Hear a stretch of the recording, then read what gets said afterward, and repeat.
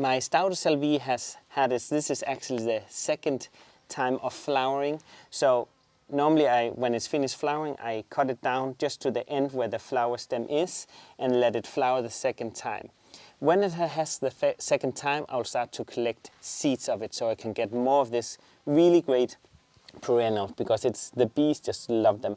So what I'll do, I'll just show you the seeds. They are black after it's flowered. Inside each one, there sits like black seeds. So they will be created after it's finished flowering. So then you can collect them. I'll see if I can get some out here. If they are ready here, they sit in there. They start to come out. They are little black ones here. Maybe a little hard to see, but inside there sits the black ones here. And then they're actually very easy just to drizzle out. And then you can also let the mother plant here self-sow around and you'll have more. But it can be hard to see the difference between what is a weed and what is a new baby Stauder Salvia. So what I do, I collect the black seeds that sit in here, and then I drizzle them in coffee filters with a name tag on. And then I sow them in winter in my greenhouse, and then they will start to germinate once it gets warmer. So for this, we're using regular potting soil because it's the cheapest. We did add water beforehand. That'll help our seeds not get lost and tossed around in the tray. Oh, and if you want to see a great video on how to winter sow, click the link here. Good job, Lars. Here I have my Salvia. It's a beautiful, beautiful flower, very drought tolerant, and insects love it. It has a long lasting flowering.